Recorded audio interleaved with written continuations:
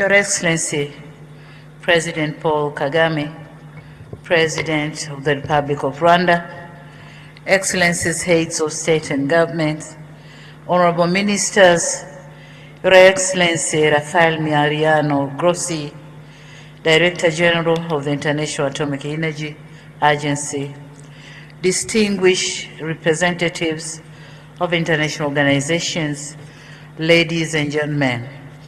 At the outset, I wish to express my sincere appreciation to His Excellency Paul Kagame, government and the people of Rwanda for the warm hospitality extended to me and my delegation since our arrival in the land of Southern Hills.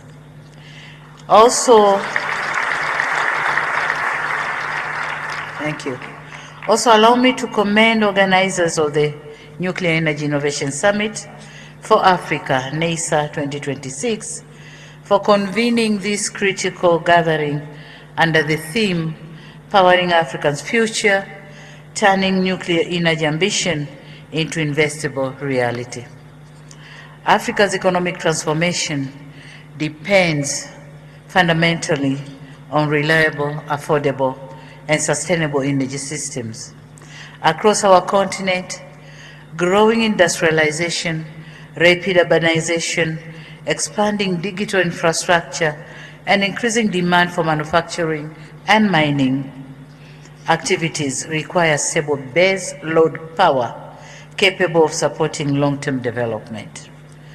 However, in considering future nuclear energy programs, several important issues must be addressed collectively. First is financing, which still remains a major challenge, and thanks to Gross, who told us that financing is there, but then the architecture has to be suitable for African countries.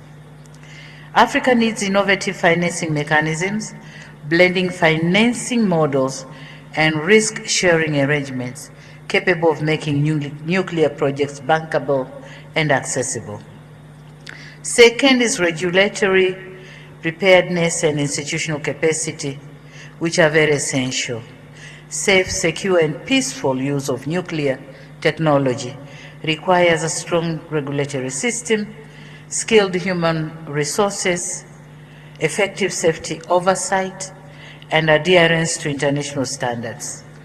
Tanzania appreciates the important role being played by the International Atomic Energy Agency and other international partners in supporting African countries in these areas. Third, public confidence and awareness is critical to allay fears of nuclear threats and leverage on its opportunities. African citizenry should be aware and fully understand both the opportunities and responsibilities associated with nuclear energy development. Transparency, safety, environmental protection, and responsible governance must remain at the heart of all nuclear programs. Excellencies, Tanzania strongly believes that regional cooperation is essential for Africa's successful nuclear energy future. Thanks to President Kagame for championing the coordination of the nuclear agenda in Africa. Thank you very much, Mr. President.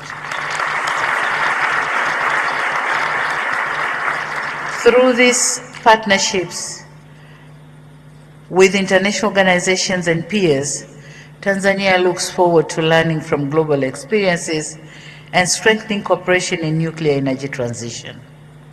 Now allow me also to recall the successful African Energy Summit held in Dar es Salaam in January 2025, which brought together African leaders, development partners, financial institutions, and private sector stakeholders to advance the continent's energy agenda.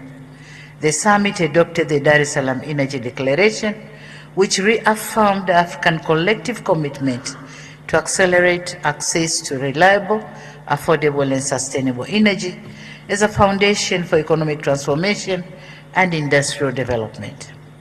The Dar es Salaam Declaration recognized further that no single energy solution can adequately address Africa's growing demand, and therefore encouraged African countries to pursue balanced and resilient energy strategies tailored to national circumstances. This discussion here in Kigali seamlessly complements the commitments made in Dar es Salaam by focusing on how emerging nuclear technologies can contribute to Africa's broader energy transition and long-term energy security. Nuclear energy should not be viewed as competing with renewable energy, but rather as a complementing broader effort to build the resilient, sustainable, and reliable energy systems capable of supporting industrial transformation across our continent. Needless to say that this platform provides an important opportunity for Africa to move from ambition to implementation. We must continue working together to create an enabling environment that supports investment, strengthening institutions, and build the technical capacity necessary for long-term energy transformation. Excellencies, talking again of my country, in Tanzania, electricity demand continues to grow in line with the national development priorities under the country's Development Vision 2050. Our installed electricity generation capacity to date exceeds 4,500 megawatts, while national demand is projected to reach 8,000 megawatts by 2030 and 70,000 megawatts by 2050. And it is in this context that Tanzania is advancing nuclear energy as part of our long-term strategy to diversify our energy mix and support sustainable economic growth. To guide this effort, we have developed an ambitious national roadmap for nuclear power development to support additional 1,200 megawatts of nuclear capacity within the next decade, in alignment with the International Atomic Energy Agency milestones approach. We also formulated the National Nuclear Energy Implementation Organization, or we call it NEPIO, to oversee the preparation and implementation of nuclear power program as required by IAEA. And so, in furtherance of the energy generation systems, we are particularly interested in understanding the opportunities presented by emerging technologies such as small modular reactors and micromodular reactors, which are increasingly being considered globally as scalable, flexible, and potentially suitable solutions for developing countries. I wish to reaffirm Tanzania's commitment in working closely with African partners, international institutions, development finance organizations, and the private sector to explore peaceful and sustainable nuclear energy opportunities that contribute meaningfully to Africa's prosperity and energy security. Thank you very much. Asanteni sana.